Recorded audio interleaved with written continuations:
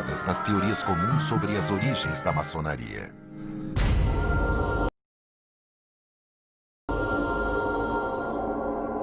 Mas onde está a verdade? Vamos abrir algumas portas. Muitos acreditam que os maçons são descendentes dos Cavaleiros Templários.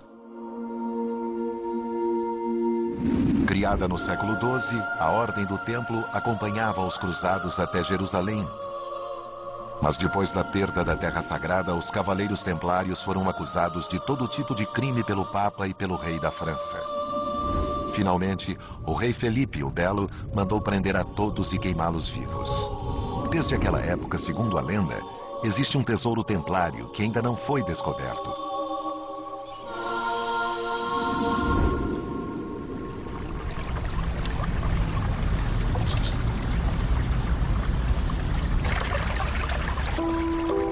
5 séculos depois, na França, um maçom escreveu um discurso famoso até hoje no qual ele expôs pela primeira vez a teoria dos Cavaleiros Templários. Será este o homem que está na origem desta lenda? Este é o homem que eles chamavam de Chevalier Ramsay, Andrew Ramsay, que era o orador da Grande Loja da França. E ele, por ser o orador, era responsável por preparar as palestras ministradas aos maçons. Chevalier Ramsay era escocês. Ele fugiu das guerras religiosas em seu país e buscou o exílio na França. E eis a nossa história real. Eles prometeram restaurar os templos. Em 1736, ele proferiu o discurso em uma loja de Paris, quando afirmou que os maçons são descendentes dos Cavaleiros Templários. Prometeram restaurar os templos dos cristãos na Terra Santa e juraram usar sua ciência e sua riqueza para retornar a arquitetura à sua função original. E ele explica que, durante as cruzadas, esses cavaleiros tinham duas coisas a fazer. Eles tinham que construir fortes nos quais pudessem se refugiar e tinham de combater os infiéis. Em uma das mãos, eles levavam a espada. E na outra mão, eles levavam uma espátula. A partir de então, nossas lojas adotaram o nome de Lojas de São João, em todos os países. O discurso de Ramsay sobreviveu por séculos e vai permanecer na mente das pessoas por muitos anos. Mas a história que ele contou existiu apenas em sua imaginação. Jamais foram encontradas quaisquer provas de uma filiação com os Cavaleiros Templários.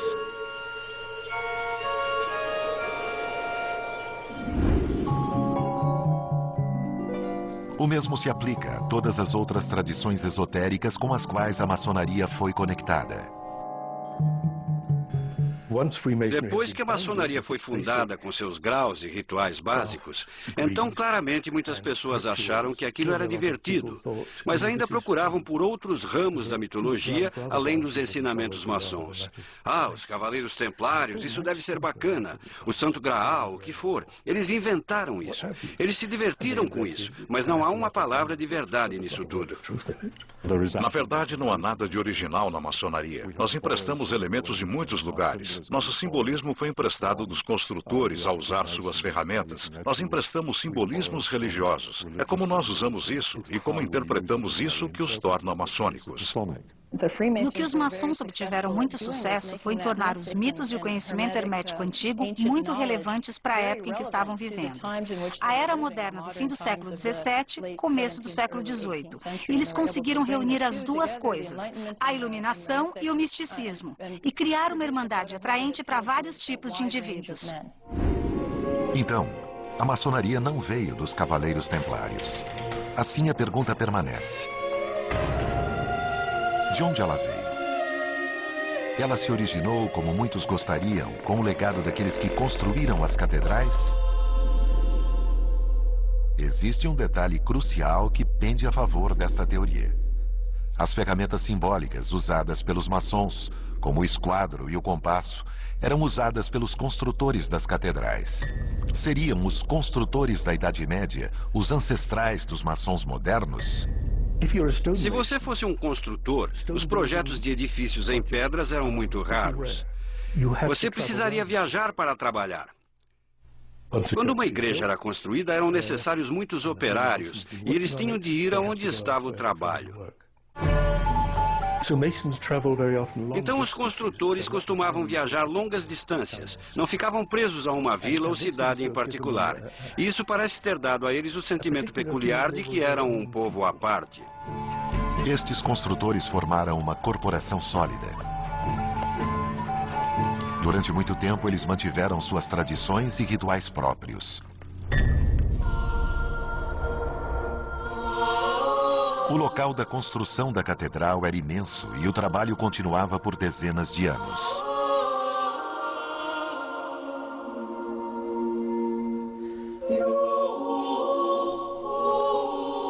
Na face norte do edifício, os construtores erguiam um abrigo de madeira que permanecia no local até o fim do trabalho. Eles o chamavam de loja. Toda a atividade do local centralizava-se neste lugar. Era onde eles se abrigavam da chuva, faziam as refeições, descansavam ou preparavam o trabalho para o dia seguinte. Mas a loja não era apenas um local de descanso.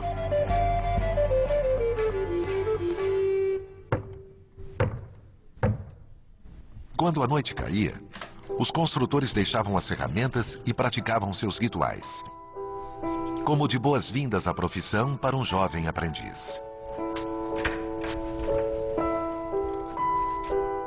Rituais que eram organizados em torno da leitura de fatos históricos lendários. Os manuscritos que eram lidos nas lojas são conhecidos como antigos encargos. O poder do nosso Pai Celestial. Amém. Amém.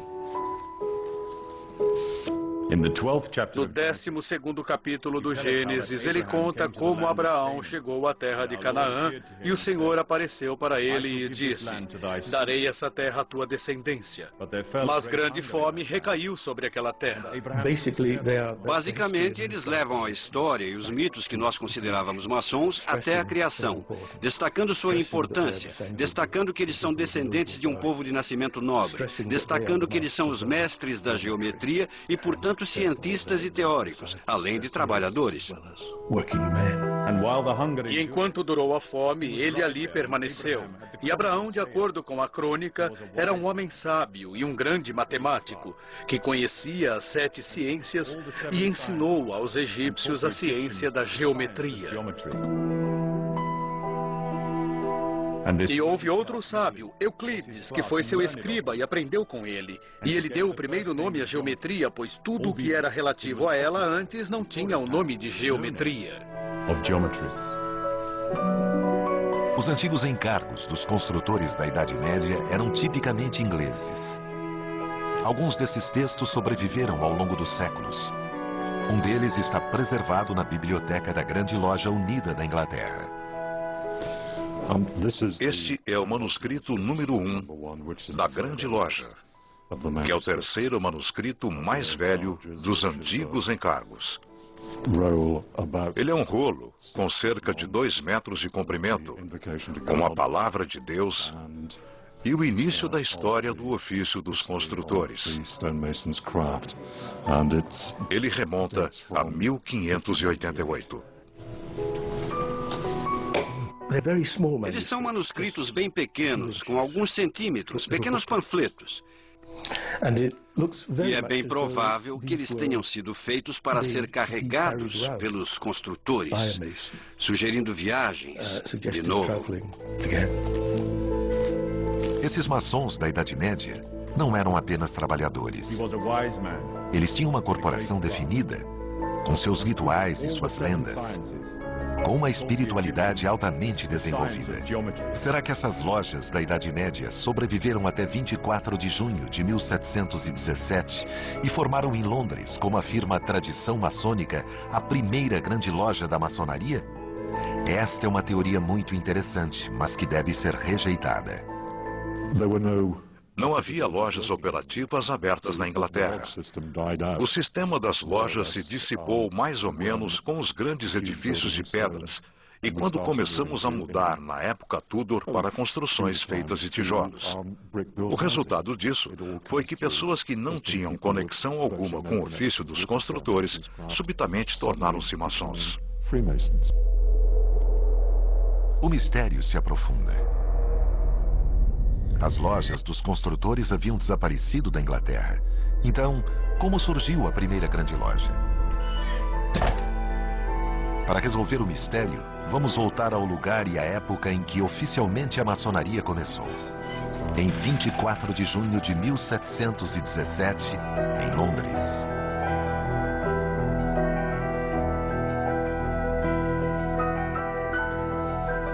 Naquela noite, na taverna Goose and Gridiron, 4 grupos de homens decidiram se reunir e criar juntos o que chamaram de Grande Loja.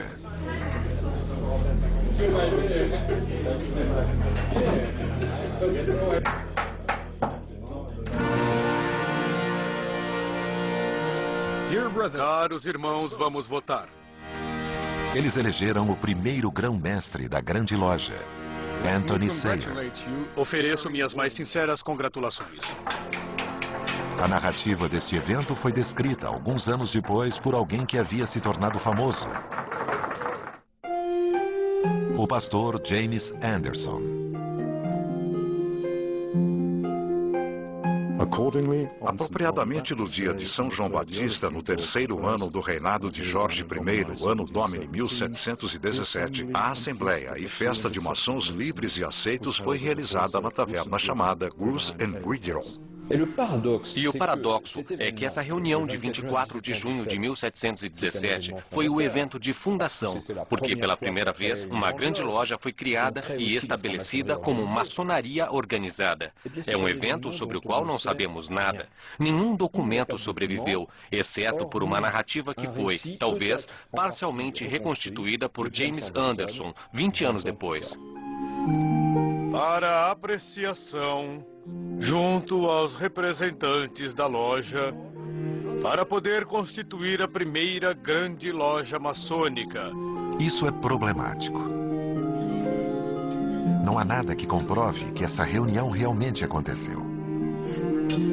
Não há provas históricas do momento da fundação da maçonaria moderna. A questão, portanto, é: quem eram os membros e o que eles faziam?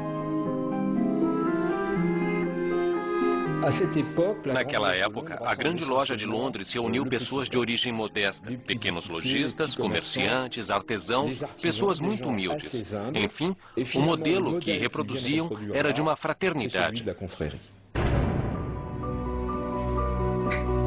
A fraternidade é muito difundida na Europa desde o século XI. Na Idade Média, a vida era muito difícil. Não havia sistema de auxílio social. Não havia ninguém para ajudar os trabalhadores e suas famílias nas dificuldades. Essas pessoas, portanto, decidiram reunir dinheiro em um fundo comum e ajudar umas às outras. Em Londres, em 1717, as pequenas organizações chamadas lojas ainda tinham uma função de apoio mútuo.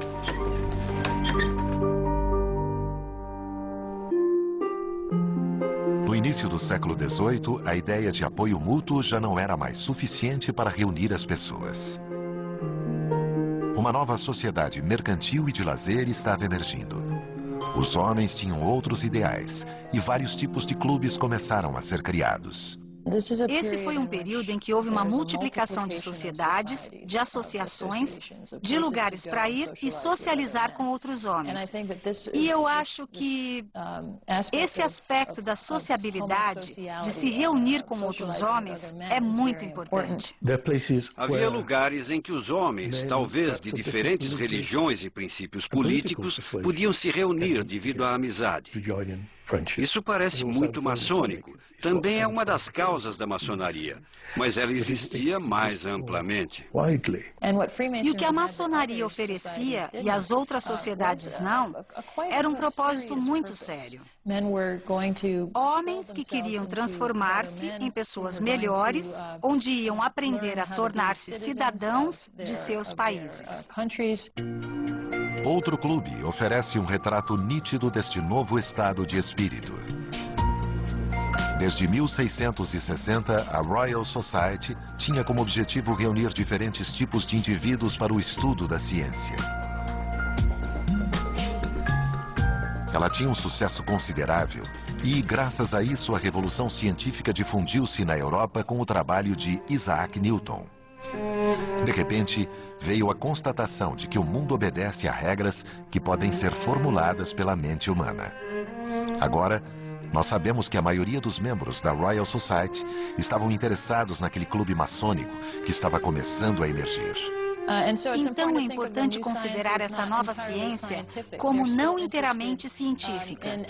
Eles ainda estavam interessados na alquimia, por exemplo. Estavam interessados no hermetismo e em muitas coisas que nós não consideramos científicas hoje. Mas os membros da Royal Society estavam mesclando todas elas, e a maçonaria era o veículo lógico para fazer isso. Muito rapidamente, uma verdadeira moda maçônica tomou conta de Londres. Era um sucesso que envolvia todas as classes sociais. O número de lojas mais que dobrou. Em 1723, apenas em Londres havia mais de 30 lojas. E aquilo tudo explodiu em poucos anos. Nobres, plebeus, comerciantes, todos em Londres diziam: ei, essa é a última moda. Não era como os velhos clubes. O líder de mercado agora eram os clubes maçônicos, as lojas.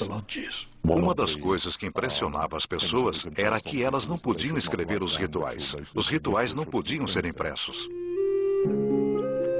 Era proibido publicar estes primeiros rituais. Entretanto, alguns registros sobreviveram. Os membros da loja sentavam-se em torno de uma mesa apoiada em cavaletes. Sobre o tablado, eles desenhavam aquilo que chamavam de loja. Havia 2 colunas e então acrescentavam outros símbolos e ferramentas. Só depois eles iniciavam a reunião da loja. Depois, os desenhos eram apagados e o jantar era servido. O imaginário associado aos rituais da maçonaria é comprovadamente muito poderoso e atraente. E reúne outros elementos importantes, como a música, como as vestes em si, o que acabava sendo interessante. Os primeiros maçons de origem modesta estavam para ser rapidamente substituídos. O efeito da moda começou a atrair pessoas com um perfil muito diferente. Os nobres e os cavaleiros começaram a fazer suas aparições. Sua entrada selou definitivamente o destino da instituição.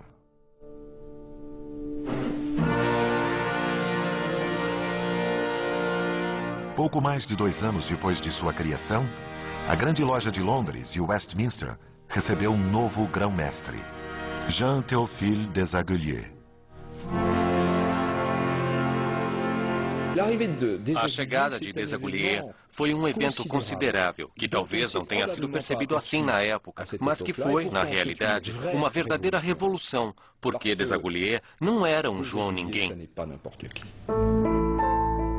Jean-Théophile deixou a França com seus pais quando era criança. Eles eram protestantes fugindo da perseguição que se seguiu à revogação do Édito de Nantes. Ele fez uma carreira brilhante. Depois de estudar em Oxford, tornou-se ministro da Igreja Anglicana, membro da Royal Society e seguidor de Newton. Por toda a vida, ele foi um cientista apaixonado e uma das forças motrizes da Revolução Newtoniana.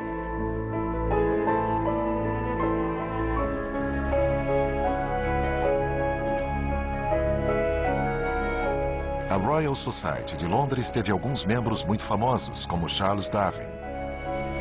Foi a primeira organização a colocar a experimentação no centro das pesquisas científicas. Keith Moore é o guardião da memória de seu venerável corpo. Desaguliers deixou sua marca na instituição. Ele estava no centro de uma rede de pessoas que eram interessadas na ciência, mas não apenas ciência. Ele falava francês muito bem, falava latim muito bem, e ele dava palestras em 3 línguas. Então sua rede de contatos não era apenas britânica, ela se estendia para o continente também. Os trabalhos de Desaguliers são cuidadosamente preservados na Royal Society. Esses arquivos originais são testemunhas do ambiente científico em que ele viveu e trabalhou. Aqui nós temos uma descrição de alguns dos experimentos de Sir Isaac Newton sobre luz e cor, feitos diante da Royal Society, por J.T. Desaguliers. Então, estes são os relatos de Desaguliers repetindo os experimentos de Newton. Aqui nós temos a luz branca fracionada em seus componentes: vermelho, laranja, amarelo, verde. E aqui, na ordem inversa. Muitos dos maiores cientistas desse período eram grandes colecionadores, o que custava, é claro, muito dinheiro. Ou no caso de Desaguliers, ele precisava de uma considerável quantia de dinheiro para pagar as experiências e equipamentos. E dizem que a casa dele era absolutamente repleta de equipamentos. E ele precisava disso para suas experiências, precisava disso para dar apoio às palestras públicas que ele ministrava. Ele foi um grande divulgador da ciência newtoniana, da filosofia newtoniana. Então, ele entrou para o clero para conseguir uma renda. A Royal Society o ajudava em termos de engenharia de projetos, e os círculos maçônicos também permitiam que ganhasse a vida através de patrocínios. Como muitos outros cientistas ou artistas da época, Desaguliers usava sim a maçonaria para contatos profissionais e lobby, a fim de obter os meios necessários para seus experimentos. Nos 2 anos seguintes, sob sua óbvia influência, uma classe social completamente nova entraria para a loja. Primeiro, alguns aristocratas e depois a nobreza, que frequentemente pertenciam à comunidade científica. E, finalmente, como culminação de seu trabalho, em 1721, ele consegue eleger como grão-mestre da Grande Loja de Londres o Duque de Montagu, que, na época, era o homem mais rico da Inglaterra. Há uma ironia nisso, porque os maçons, é claro, alegam que na loja maçônica todos são iguais, estão nivelados, que as diferenças sociais são amplamente ignoradas.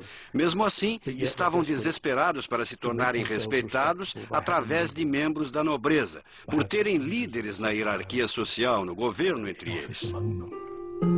Desaguliers conseguiu essa transformação não apenas pela mudança dos indivíduos, mas também por abalar as estruturas.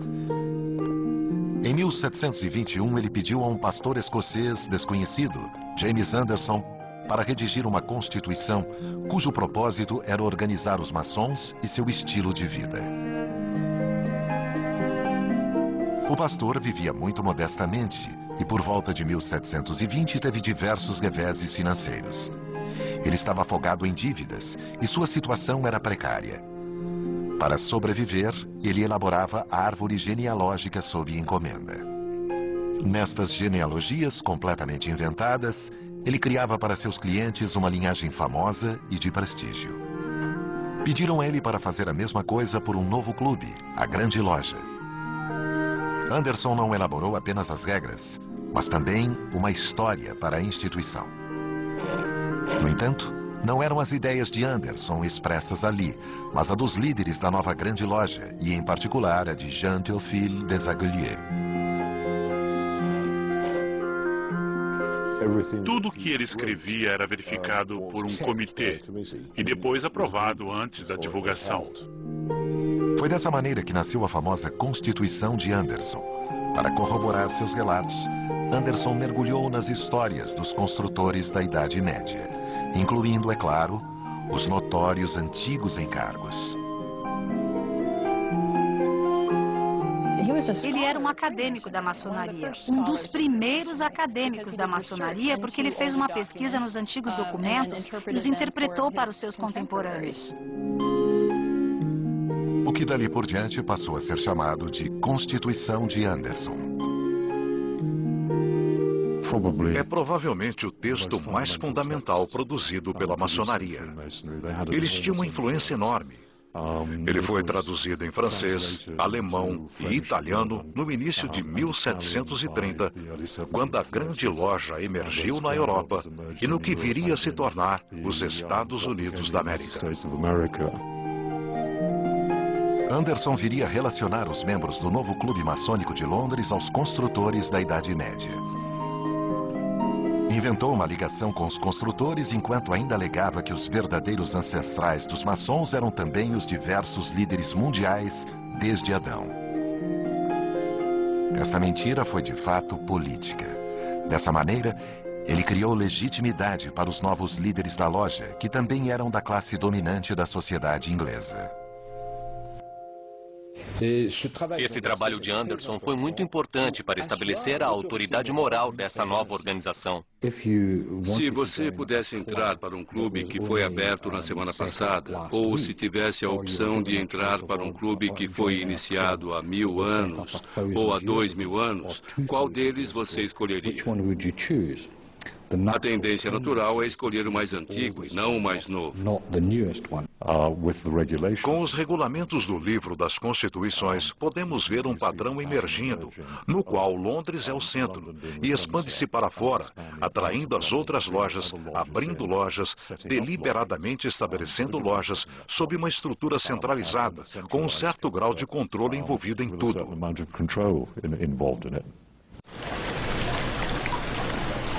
O sucesso foi tanto que as novas lojas sentiram que as tavernas já estavam pequenas demais. Em um curto período de tempo, eles construíram seus próprios locais de reunião, os chamados templos. O mais antigo desses templos foi construído em 1735 pela loja Canongate Queuening, em Edimburgo. Este edifício, que está preservado, foi testemunha da atmosfera dessas primeiras reuniões e, acima de tudo, do crescente sucesso da maçonaria.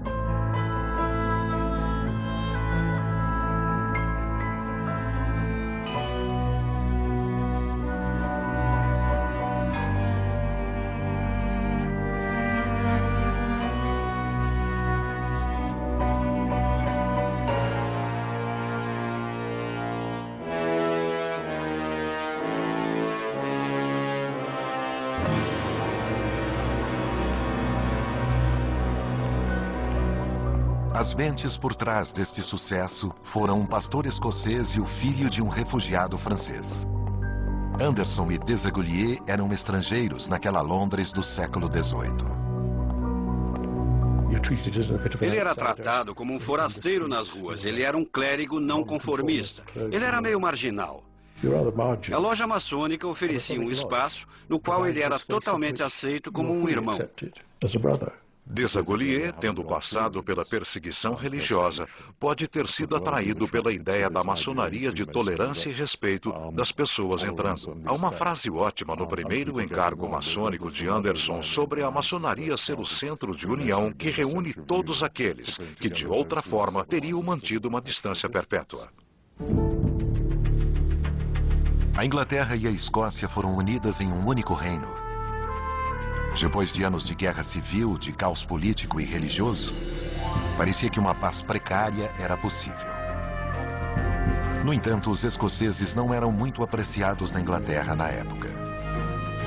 Por que então Desaguliers escolheria um escocês para elaborar a Constituição? A explicação está talvez numa viagem profissional que Desaguliers fizera à Escócia alguns meses antes.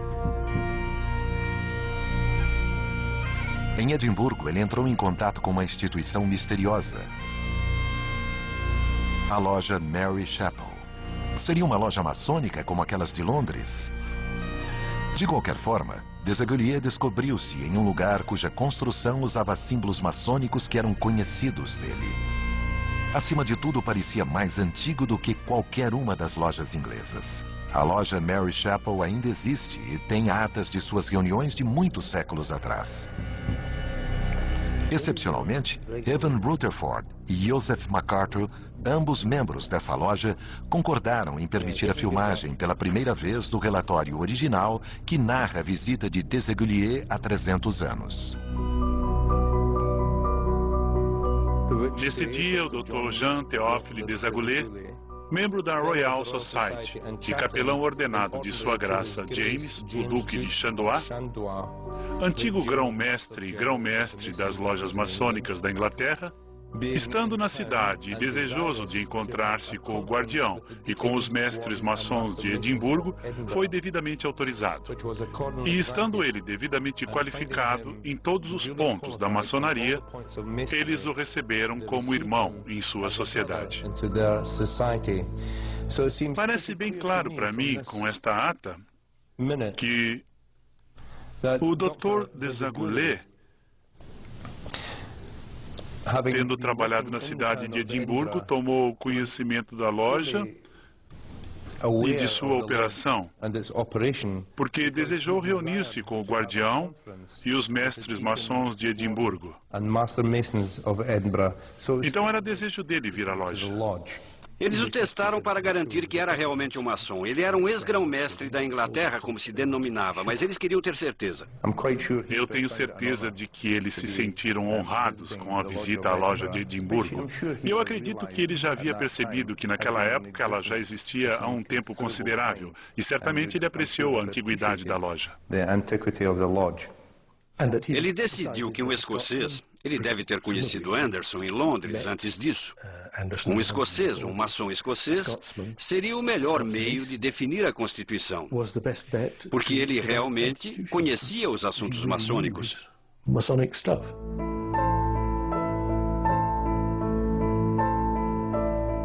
As circunstâncias sob as quais a maçonaria surgiu oficialmente em Londres ficaram mais claras.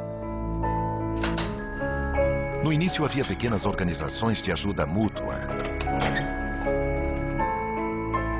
Depois, a nobreza e os cavalheiros interessados em ciência e em busca de uma dimensão espiritual assumiram o controle. Por fim, Desaguliers usou a maçonaria a fim de criar uma instituição e deu a ela regras e uma história. Os rituais maçônicos ligados aos construtores foram emprestados essencialmente através da pesquisa de Anderson, usando por um lado os antigos encargos e por outro um certo número de tradições escocesas. Estas tradições vieram de lojas de comerciantes escoceses que, como Mary Chapel, já existiam há muito tempo. E aqui nós temos um novo mistério a resolver. Quem são esses maçons escoceses que precederam os clubes de Londres em mais de 100 anos?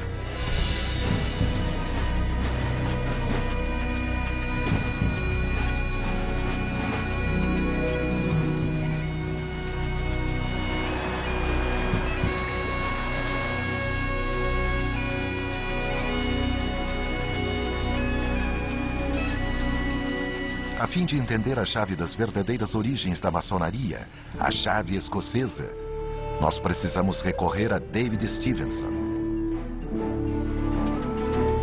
Há 25 anos ele vem estudando os arquivos das lojas escocesas, fascinado pelo espírito desses construtores.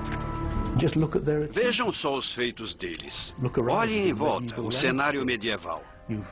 Há grupos de residências com 2 andares e também abadias e catedrais altíssimas, construções incríveis.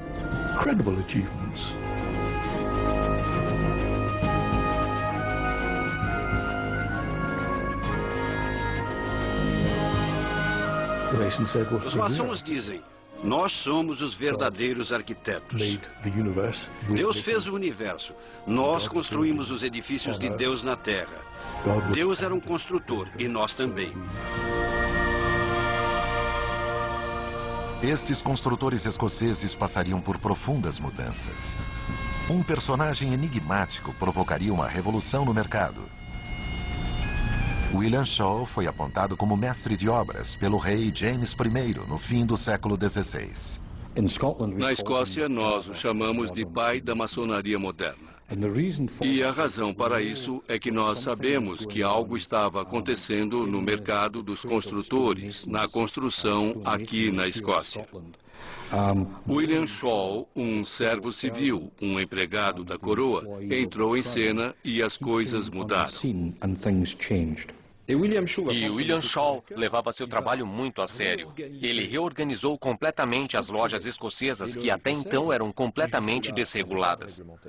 E, para fazer isso, em cerca de 2 anos, ele escreveu 2 textos fundamentais que nós chamamos de Estatutos de Shaw. Os Estatutos de Shaw são 2 textos jurídicos aprovados em 1598 e 1599 pela Coroa da Escócia. Pela primeira vez, estes textos organizaram os maçons escoceses em entidades chamadas lojas e os submeteram a obrigações administrativas.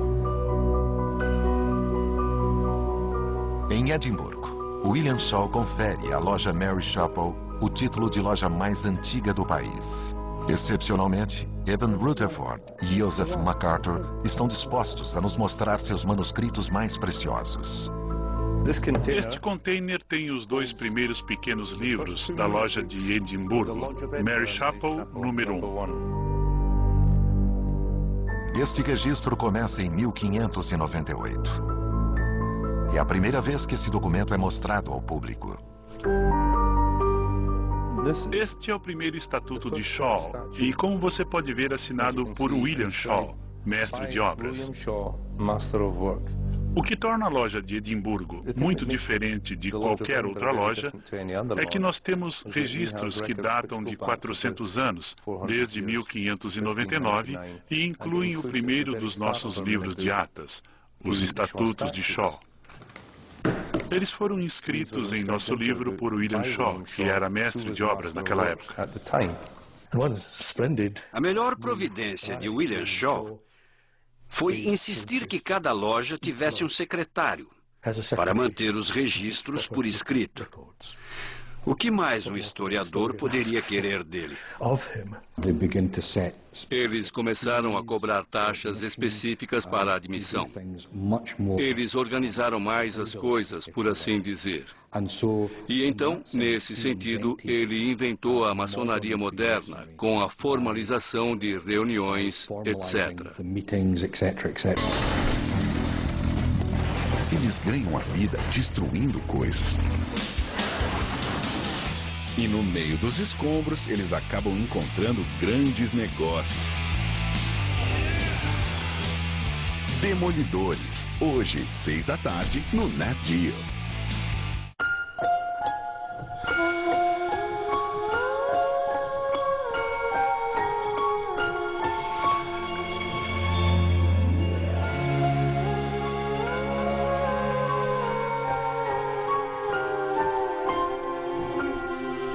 Você nos melhores lugares.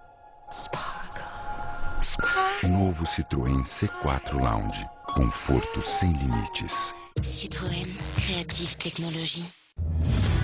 Um acidente genético nem sempre é uma tragédia. Eu passei por mais de uma dúzia de cirurgias antes dos 10 anos. Mas é sempre um desafio que exige coragem. Eu descobri que, na verdade, eu era XX e não XY. Eu não era um homem sem testículos, eu era um homem com uma vagina. Casos reais, exemplos de vida, histórias extraordinárias. Quarta, a partir das 7 da noite, no Nat Geo. O melhor de 2 canais no novo Fox Life.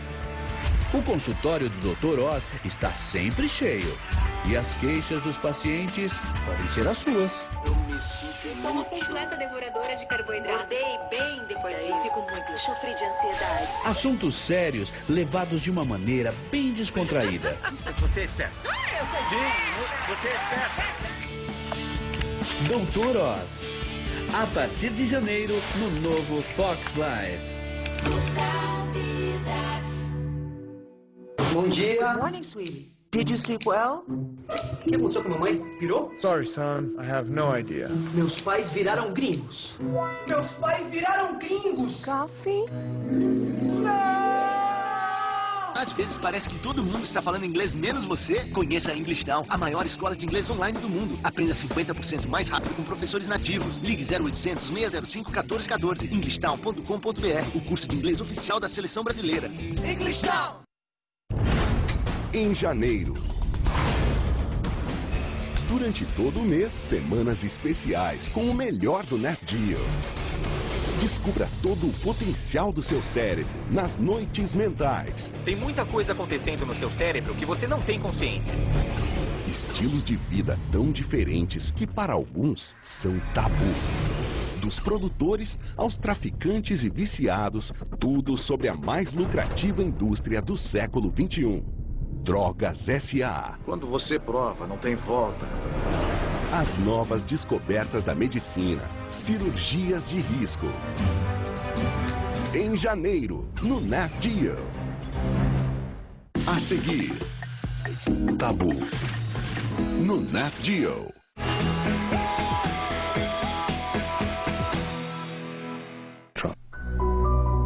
Os estatutos de Shaw também consolidaram o antigo costume dos construtores, a palavra maçom. Dependendo de onde você estava, que nível alcançou, que estudos já fez, você receberia uma certa palavra ou um certo aperto de mão. Handshake. Segundo os estatutos de Shaw, era costume nas lojas escocesas da época, um mestre maçom não tinha o direito de dar trabalho para um trabalhador que pedisse por ele, a menos que o maçom desse a ele a chave correta, que era o código maçom. E por fim, há uma outra coisa intrigante nestes estatutos. Algumas palavras carregadas de significado e história, envoltas em um tipo especial de espiritualidade, a arte da memória. Ele estava imaginando um meio pelo qual os construtores preservariam seus segredos. Ele sabia que eles eram analfabetos, que não sabiam ler e escrever. Então, ele disse, durante o ano, vocês precisam memorizar uma coisa. E todos os anos serão testados na sua capacidade de repetir isso na loja diante de todos os outros. É claro que é uma surpresa encontrar não apenas uma alusão, mas uma referência muito clara à arte da memória em um texto que deveria regular o trabalho nas lojas maçônicas operativas. Porque é óbvio que, com a arte da memória, é uma tradição extremamente antiga, uma tradição intelectual que, de repente, aparece. A arte da memória é uma técnica de memorização muito antiga.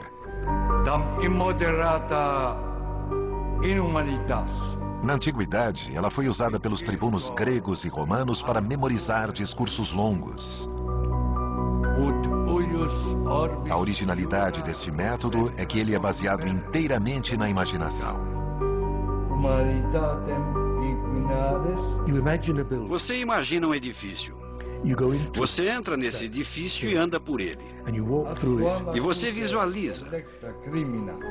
Você registra. Coloca em sua memória diversos objetos e lugares deste edifício.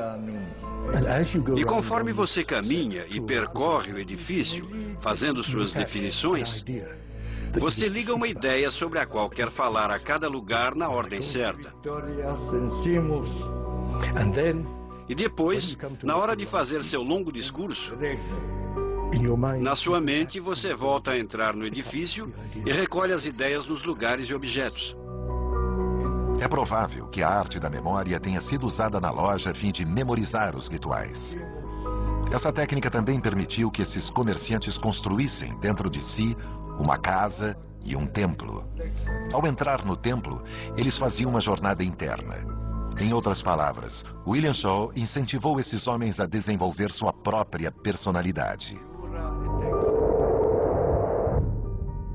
Ele sabia que havia alguma coisa dentro das lojas dos construtores que valia a pena preservar. Isso, é claro, levanta a questão: como ele sabia o que queria preservar? E eu acho que a resposta é simplesmente porque ele era um membro da loja. Eu acho que ele foi o primeiro maçom. William Shaw morreu em 1602, apenas 3 anos depois da publicação de seus textos. Entretanto, seu sistema de lojas continuou a funcionar. E é provavelmente aqui que chegamos à chave do mistério da história da maçonaria.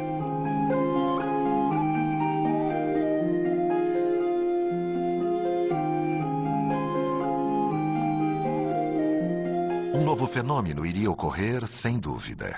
As lojas dos construtores iriam aceitar em seu meio, de tempos em tempos, Homens que não eram do ramo. Estes recém-chegados ficariam conhecidos como cavalheiros maçons. Os primeiros a entrar para estas lojas eram aristocratas que trabalhavam para o governo e que eram responsáveis pela construção de diversos palácios reais e castelos, coisas desse tipo. Então, havia uma conexão entre os construtores e estes aristocratas, uma conexão de trabalho. Eles chegavam, eram iniciados e era a última vez que a loja os via. Eles não queriam participar da organização social, só estavam intrigados por seus segredos e pelos rituais. O papel dos cavalheiros maçons na história da maçonaria foi essencial. Um desses cavalheiros maçons ilustra perfeitamente o estado de espírito destes homens. Sir Robert Moray, iniciado, por ironia da história, na loja Mary Chapel. Ele era general contramestre do enfraquecido exército escocês perto de Newcastle. E diversos membros da loja de Edimburgo estavam claramente envolvidos com o exército. Então o admitiram como membro da loja. O rei disse sobre Robert Moray que ele era um homem que tinha uma igreja própria. Ele era seu próprio chefe, com suas crenças próprias. Eu acho que ele era um maçom único, também que tinha sua própria maçonaria. Na época de sua iniciação, Robert Moray recebeu uma marca de maçom, um símbolo, o pentáculo. A marca é uma antiga tradição dos construtores. Cada maçom era obrigado a marcar suas pedras a fim de receber seu salário.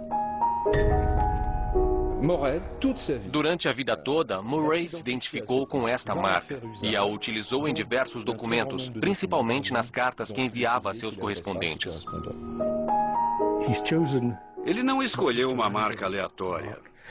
Ele escolheu o pentáculo, que é um símbolo muito antigo com uma grande carga de significado simbólico. Ele aprendeu bastante naquela reunião que ele poderia confiar na sua marca pelo resto da vida, sem mesmo ter de voltar a uma loja.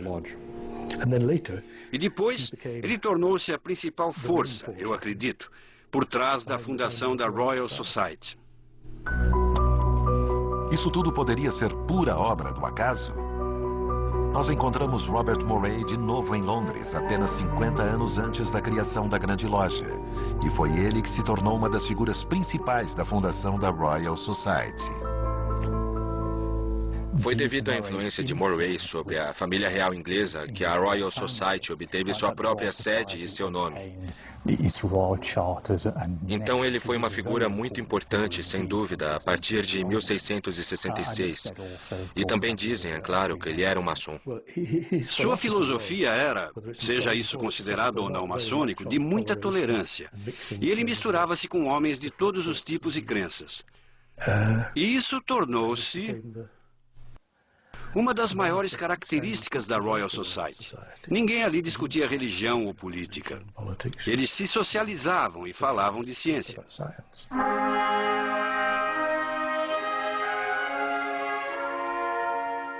Houve outros Robert Morays, outros cavaleiros maçons que foram iniciados nas lojas escocesas.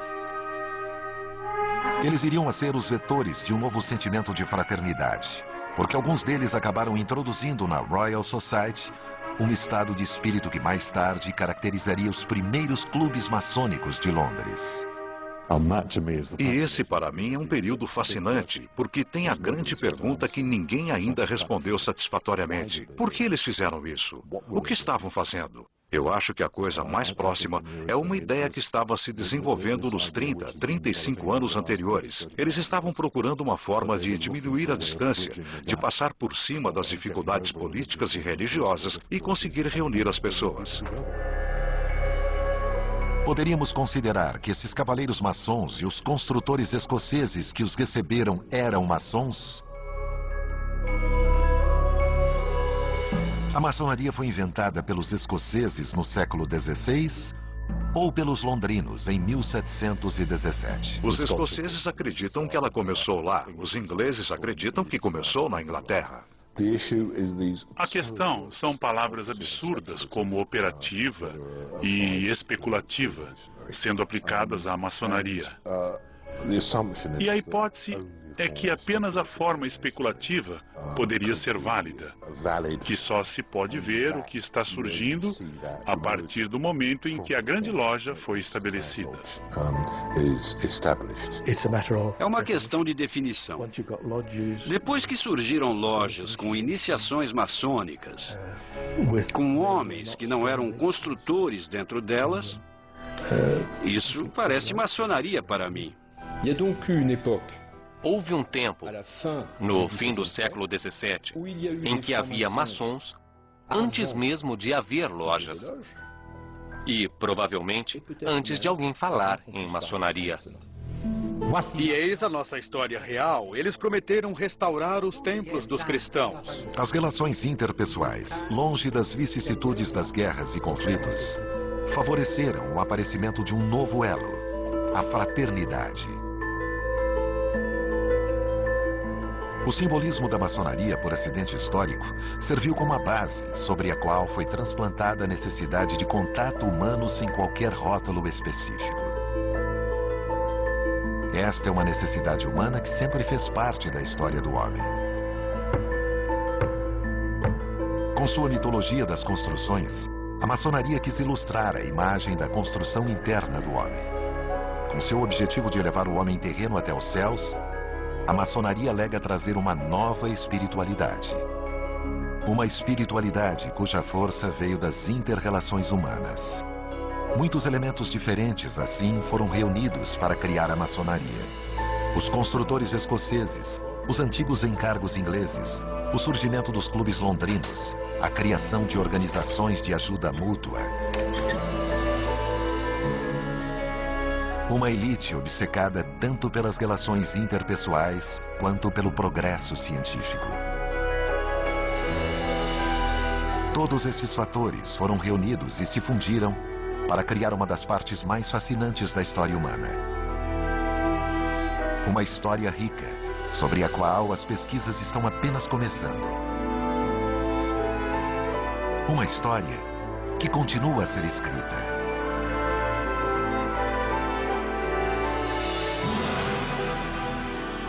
Versão Marshmallow São Paulo.